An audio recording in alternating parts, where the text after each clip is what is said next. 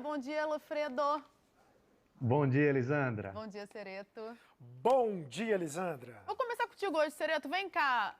Treinador saiu satisfeito no bom português que ele está ensaiando. E você, o que achou do São Paulo ontem? Eu gostei bastante. Nem poderia ser diferente, né? Nessa overdose de São Paulo, o São Paulo vai completar aí quantos jogos? 4 jogos em 7 dias.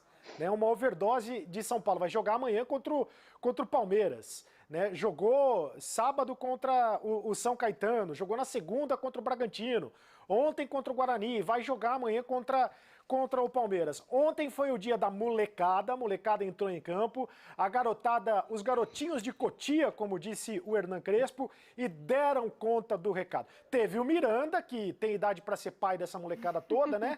Mas teve os garotos, o Galeano foi muito bem, que é um paraguaio contratado para a base do São Paulo, foi muito bem no jogo. O Wellington na outra ala, porque nesse esquema com 3 zagueiros, os 2 da ala tem muita liberdade para atacar. Isso tem sido uma força desse time do São Paulo, comandado pelo Crespo. Então, o Galeano pela direita, o Wellington pela esquerda, foram os 2 destaques do time do São Paulo. Além do Thales no meio-campo, que é jogador da seleção brasileira, foi campeão mundial com a seleção brasileira no Sub-17, também é outro garoto de Cotia. Então, o São Paulo, apesar de ter tomado 2 gols, e a defesa do São Paulo foi o ponto fraco ontem, porque o Guarani abusou das bolas aéreas e acabou complicando um pouco a defesa do São Paulo. O São Paulo causou uma boa impressão, mais uma vitória. São 5 vitórias em 7 jogos no Campeonato Paulista sob o comando do Crespo. E o Crespo, você falou, né? Ele mudou a formação, mas ele manteve o esquema, dando mais liberdade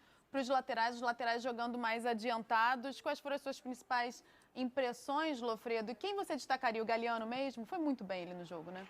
Acho que o Galeano foi bem, isso aí é um jogador de captação, né? Acho que a categoria de base tem muito isso, você tem que saber onde você vai, não só formar, o São Paulo forma jogadores desde 11 anos. Tem muito garoto que chegou lá com 11, 13 anos e vai ao profissional, totalmente formado no São Paulo. Agora, a categoria de base também se faz com captação. Quando você pega um jogador que ainda é sub-20, está ali com 19 anos, está para estourar, e coloca na sua categoria de base. Muitas vezes jogador até que já fez partidas pelo profissional, como é o caso do Galeano, já tinha feito partida pelo profissional no Paraguai, no Rubio Nu. Então o São Paulo vai lá e pega um jogador jovem que acha que pode desenvolver, dar a parte final, lapidação, para colocá-lo na sua equipe. E acho que a gente já pode avaliar esse início de trabalho do Crespo como um bom início de trabalho, porque ele tem diversos aspectos positivos. Ele tem até pela necessidade, uma utilização ampla dos jogadores, não só da categoria de base, mas também vários jogadores que ele está observando, que já estavam no time profissional. Ele tem ideias novas, novos posicionamentos para alguns atletas, que é o caso do Vitor Bueno, por exemplo, que o Crespo tem interesse em ver como centroavante, enquanto ele não encontra no mercado aí um jogador com a característica que ele quer, que é uma característica semelhante à que ele tinha.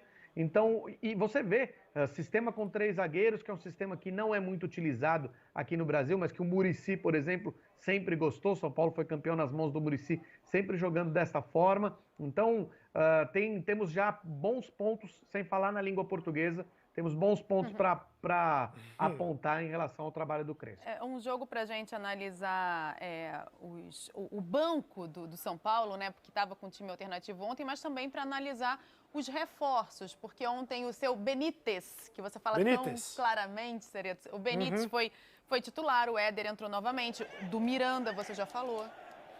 O Miranda ainda falta questão de ritmo de jogo, de condicionamento físico e é normal, é natural. O primeiro jogo dele ontem também, né? O primeiro jogo dele ontem, então é normal.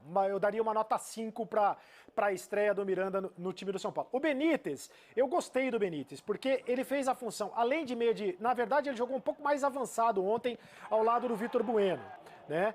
E você vê que ele chegava bastante na área, chegou, por exemplo, nessa jogada que saiu o gol do São Paulo, o gol do Wellington, né? Ele poderia ter feito o gol de cabeça, no rebote do goleiro do Guarani, o Wellington fez o gol. Então, além de meia de ligação, ele foi mesmo que um ponta de lança ontem, um jogador que chegou como um segundo atacante. É um jogador que eu acho que naturalmente, e foi contratado para isso, será o titular do São Paulo na sequência do campeonato. A briga dele na posição é com o Igor Gomes.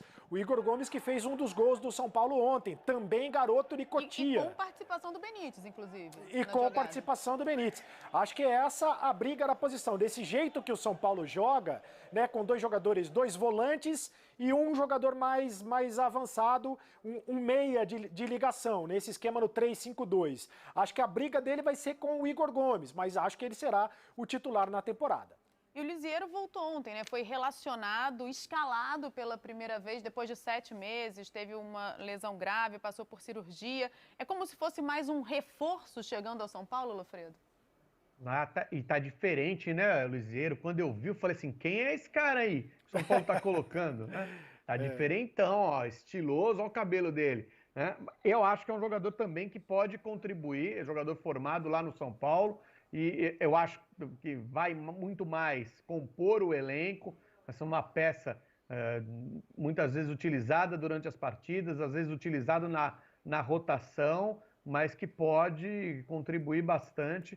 São Paulo utilizando... Veja que o São Paulo tem uma utilização de garotos da categoria de base recém-formados e uma utilização de garotos da categoria de base formados já há 1, 2 anos, que já foram utilizados no profissional, e agregando jogadores experientes, jogadores mais rodados, ou seja, é uma formação de grupo muito interessante, muito bem feita, com um técnico que tem um trabalho assim, que é legal, que tem um histórico curto ainda, mas é legal, que tem um histórico sensacional como jogador e que já dá mostras de profissionalismo muito grandes. Assim, a gente percebe a todo momento, em todas as ações do Crespo, que ele é um técnico que ele quer se firmar realmente no mercado como técnico e que não quer desperdiçar a oportunidade de estar num grande clube do Brasil. Então está se empenhando mesmo e eu vejo muitas condições do trabalho do São Paulo render. Vai ser campeão e o São Paulo precisa muito de um título,